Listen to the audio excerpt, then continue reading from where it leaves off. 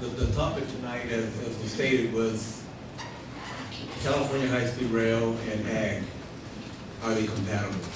I would tell you the answer is yes. And let me start with the number. Okay, the footprint of the first leg of the high-speed rail, which is building the infrastructure, the backbone of this system, is between Bakersfield and Merced.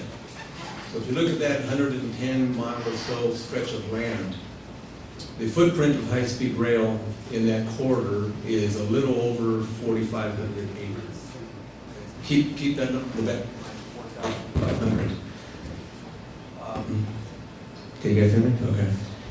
The footprint, the agricultural footprint of productive ag land between those 2 points, Bakersfield and Merced, is a little over 4.2 million acres of productive ag land.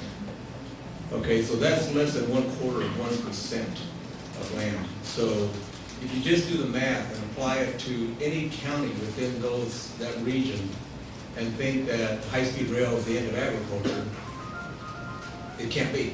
There's no way it can be. I mean, is it going to affect certain families or commercial property owners? Absolutely. You know, just like when government builds a school, builds a bridge, builds a freeway. That's not land normally that government owns. It's owned by the private sector that we then have to enter negotiations with very carefully and make sure that we protect the rights of folks whose lands will be used for whatever the project is, compensate them fairly, and then build whatever project's going to be built. So high-speed rail is no different than any other public project that government builds anywhere in this country. So I want to start with that context because it is compatible. And I'd like to sit here and say that we're debating the project of whether it makes sense of us landing a man on Mars. Okay, something new, something creative, being pioneer. But folks, let's put this in context too. We're 50 to 60 years behind the world on high-speed rail. We're catching up.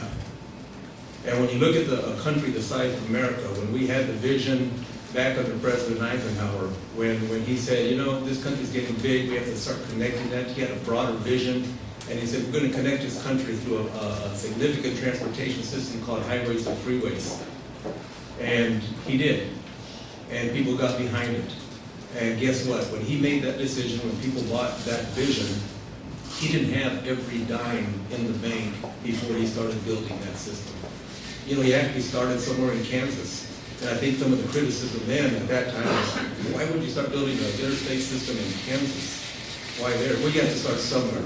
If you recall, some of the criticism early on was why you started in the San Joaquin Valley, why Fresno, why Merced, why Madera, and some folks were, I think it was ignorance that was talking, but they said it was, the bridge to nowhere.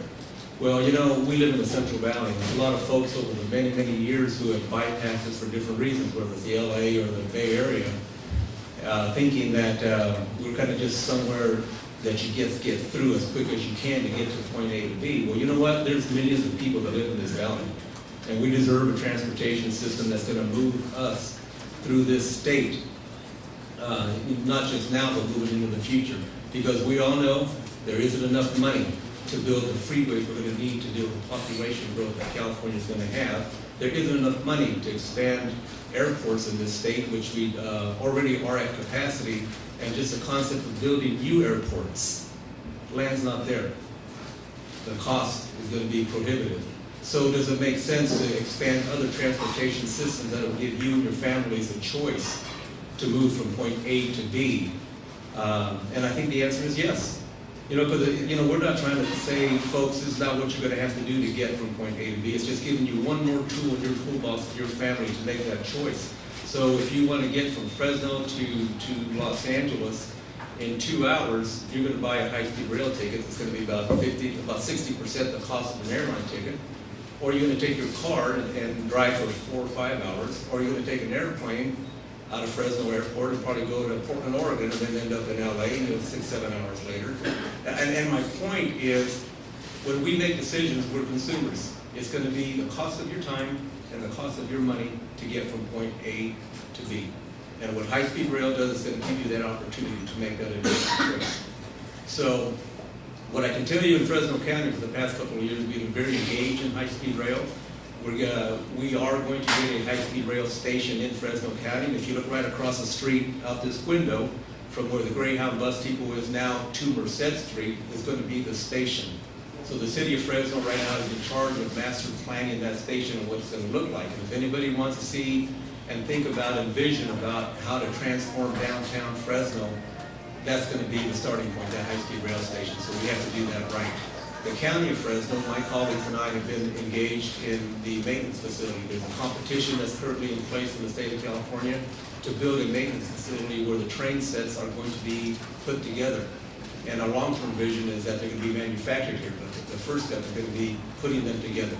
So we're in competition. I believe strongly that it is between us and Bakersfield at this point, though there are others in the competition for it. But the authority will be making a decision on that probably in the next year or so. What does that mean for us, other than having a new high-speed rail system that connects California in a very different way? That means a lot of jobs for our community. There's about 12 to 1,500 jobs, of full-time, permanent, high-paying jobs where people will be assembling these trains. So you can imagine from manufacturers to those who maintain the trains to wash them, it's going to be a lot of employment. So what I can tell you is every day we are working on this project, making sure that we win that competition when that time does come. So, you know, agriculture, no doubt in my mind, and nobody in this room would disagree. If we don't continue to grow the food for this state, for this country, that would not be a good strategic move for us from a lot of different perspectives. But what I can tell you is high-speed rail does not put that opportunity in jeopardy. What we are doing, and I know our friends in other neighboring counties, is we all know we have to diversify the economic base of our community. Fresno County is the #1 ag-producing county in this state. I think this year was a $6.4 billion, and that's a lot of money. But let me just put it in context to finish. If you look at Google, just the fourth quarter of 2012, I want to say their revenues and profits were about $17 billion. That was one quarter. Now you put that against Fresno County's #1 ag-producing economy of 6.5. I mean, we always have to be proud of what we're doing. We have to do better. But when you look at that difference, what it tells you is we also have to work strongly and together to diversify our economic base. We have to provide different types of job opportunities locally for the young folks that we have in our community.